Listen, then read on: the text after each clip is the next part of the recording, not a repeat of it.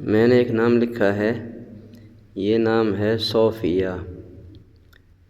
صوفیہ کے معنی ہیں نیک دل، پاکیزہ نفس، عبادت گزار عورت، تصوف و سلوک کے راستے پر چلنے والی عورت۔ یہ اچھا نام ہے معنی کے اعتبار سے۔ اس طرح کے نام اپنے بچوں کے رکھے جا سکتے ہیں۔ ایک اور نام میں نے لکھا ہے، یہ نام ہے نور فاطمہ۔ نور کے معنی ہوتے ہیں روشنی، اجالا، چمک، اور فاطمہ حضور صلی اللہ علیہ وسلم کی سب سے لاڈلی صاحبزادی حضرت فاطمہ الزہرا رضی اللہ عنہا کے نام بھی ہے، اور یہ عربی زبان کا لفظ ہے جو فتم سے نکلا ہے، اور اس کے معنی یہ بھی ہیں کہ آپ صلی اللہ علیہ وسلم کی اولاد کو اللہ تعالیٰ نے جہنم کی آگ سے دور رکھا ہے۔ ایک اور نام یہ کسی نے لکھوایا تھا، یہ نام ہے زاہدہ ثاقب۔ ماشاءاللہ بہت ہی شاندار نام ہے۔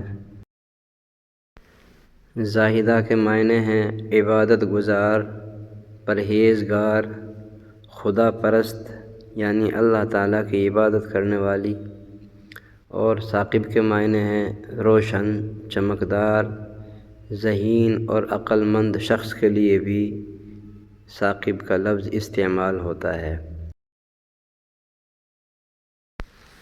یہ دونوں ہی نام بہت اچھے ہیں معنی کے اعتبار سے، اور اس طرح کے نام بھی رکھے جا سکتے ہیں۔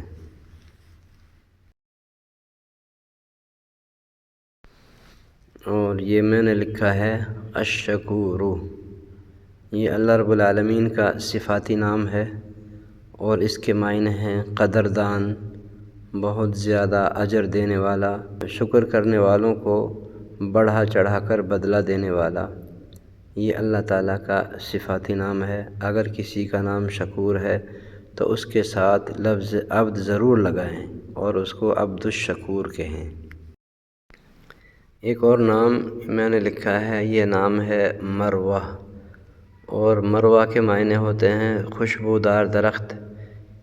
یہ نام رکھنا جائز ہے، اور یہ ایک پہاڑ کا نام بھی ہے جو مکۃ المکرمہ میں موجود ہے، جس کی حج کے دوران اور عمرہ کرنے والے حضرات سعی کرتے ہیں۔ مبارک نام ہے، اس طرح کے نام بھی رکھے جا سکتے ہیں۔